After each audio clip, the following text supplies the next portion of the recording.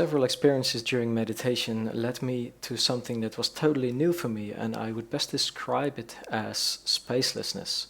And in this video I hope to share with you how I got there and how you can maybe get there as well. So first we go over what spacelessness is, and well, you can already guess. Second, what my personal motivation was, and third, how I got there and how you may get there as well. So spacelessness is the quality of being spaceless. And what does that mean? Spaceless means occupying no space, and I think that describes best what I've experienced. And it has to do with the image of yourself as a body, occupying some space in the environment or in the space around you. So for instance, if you sit in a room, like I would say I sit in this room now, I have spatial awareness of this room. When I walk out that door, I get to that part of the house, there is the street, etc., etc. You have awareness of the space around you. But the moment that I got to experience, which I would best describe as spacelessness, I didn't experience that anymore.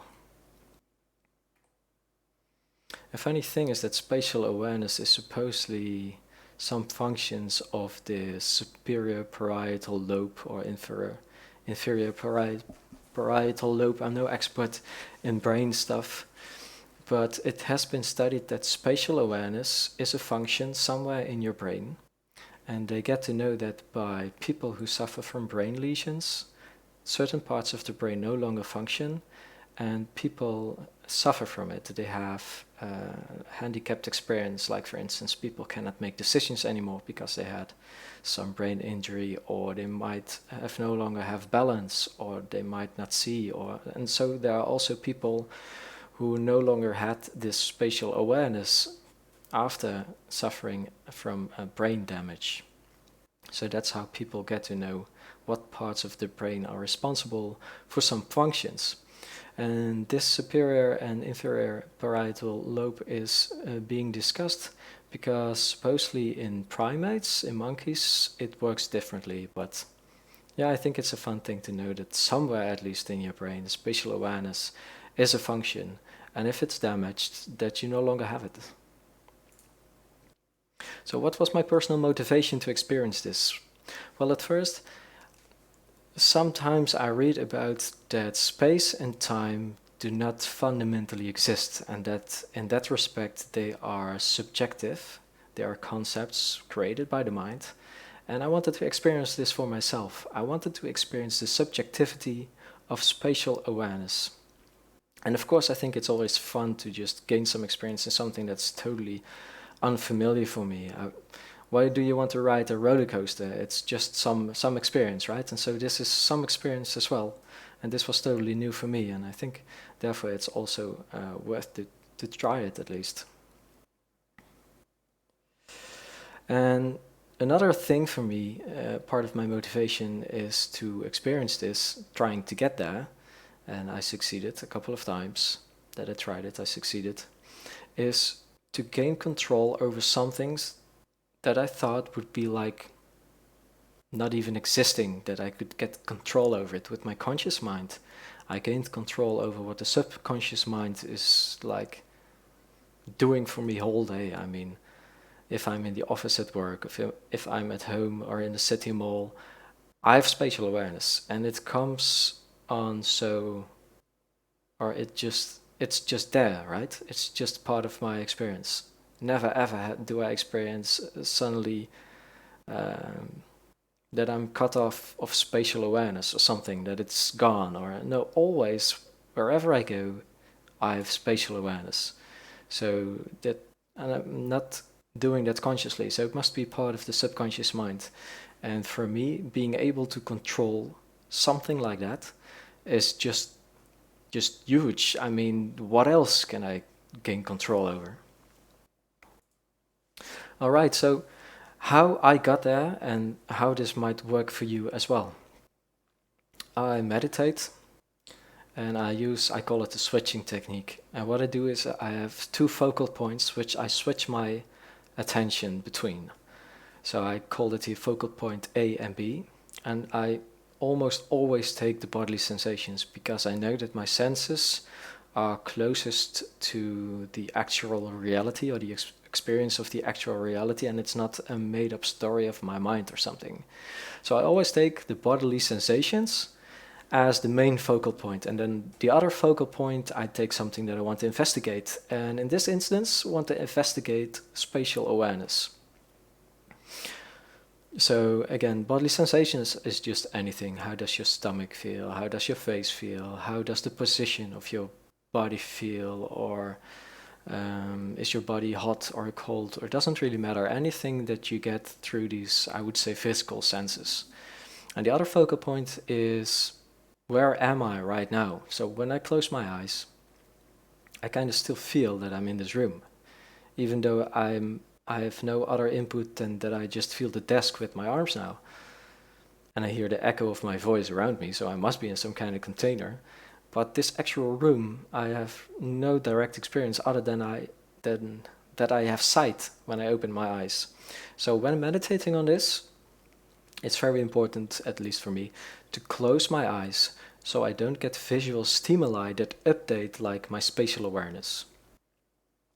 And another key thing, in my experience at least, is another key thing is curiosity. When you're curious, you have a question that you really want to get an answer for. And this really helps to focus. If I ask you something, your focus goes to answering that question. And if you're curious to this experience, then you are kind of naturally focused into getting the answer to this question. And for me, this is important. When I don't feel much or no curiosity at all, it's kind of pointless to do this. So with anything, whether it's spatial awareness or something else, maybe I'm just not in the mood to try it or whatever. So curiosity, I think, is a very, very important thing. For me, it's like the catalyst of this meditation experience. All right, another thing that I think is important is when you switch your focus between your bodily sensation and you tell yourself that this is bodily sensation, this is the sensation of my senses. And you don't need to speak that out loud, of course, but at least you need to have a short thing to tell yourself that this is the sensation of your body. Maybe just the words bodily sensation go through your mind, or this is the sensation of my senses. Doesn't need to be a whole story, of course, just something short. And with the other focal point, spatial awareness, for me it was key to tell myself that this spatial awareness is actually created by myself, by my mind, with the underlying idea that it holds no basis in reality. Just as I said that if I close my eyes, I don't have any visual update about the space around me, and I'm not aware of any other senses that do give me an update about my whereabouts in the environment. So in that respect, when I close my eyes, then what is the basis of this experience that I'm sitting here in a room behind a desk, if I don't even feel the desk when I lift my hands? What is the source of that experience? That must come from my own mind, as like a memory or something, a working memory, or however that may work. All right, and another important thing, patience, because it can take a while. I'm not going to tell you how long it took for me, because you might go and compare yourself with that, or your experience with it, I mean. But patience, be patient. And what are the signs of progress? For me, the signs of progress were that I got to pick up the rise of this experience of spatial awareness. So at first, I'm now spatially aware of this room. When I close my eyes, that doesn't really change much. But when I start going through this exercise, switching my attention back and forth between bodily sensation and the space around me, what I get is that the difference between the two become more clear. The difference between the two become more clear, and it becomes more clear that I am asking from my mind to create the spatial awareness by which this experience arises. So at some moment in my experience, it's like I stop asking the question of give me spatial awareness, and in that moment I experience spacelessness. And before I experienced total spacelessness, I experienced that the difference between the experience of the bodily sensations and spatial awareness became less. And the funny thing is, the bodily sensations didn't change. So the only thing that changed was the spatial awareness. And so I was focusing between bodily sensations, so just how does my body feel, spatial awareness, where am I now in this room, and I create this spatial awareness myself because it must be based on a memory.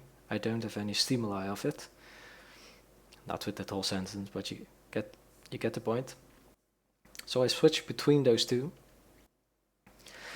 and the bodily sensation remained kind of the same, but the spatial awareness started changing. I started to notice the rise of the experience, and it became less and less present. It was like maybe my mind was forgetting what the actual spatial awareness was and stopped believing in that this must be the true space around you, because I no longer had this visual input to update that working memory. Maybe it's that. But anyway, the spatial awareness started to kind of fade. So experience of myself, bodily sensations, I just call myself now. Experience of myself, experience of space, experience of myself, experience of space, experience of myself, experience of space, and experience of myself remained in the same place, but the experience of space became less and less different of the experience of myself, and at some point all there was only experience of myself, even though I requested myself, can you give me experience of the space I'm in now? It didn't even come back. It was just no longer present.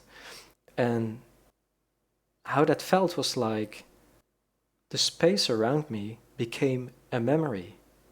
It was no longer actual in my experience.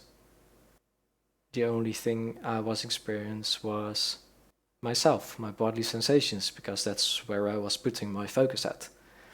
If I would start thinking about something completely else, then that would have my focus and that would be my experience. But as I said, I had two focal points, and the other focal point was bodily experience, and that was all there was. Not a body anymore inside a room, but just my body. Without any dimensions, there was just no concept anymore of space.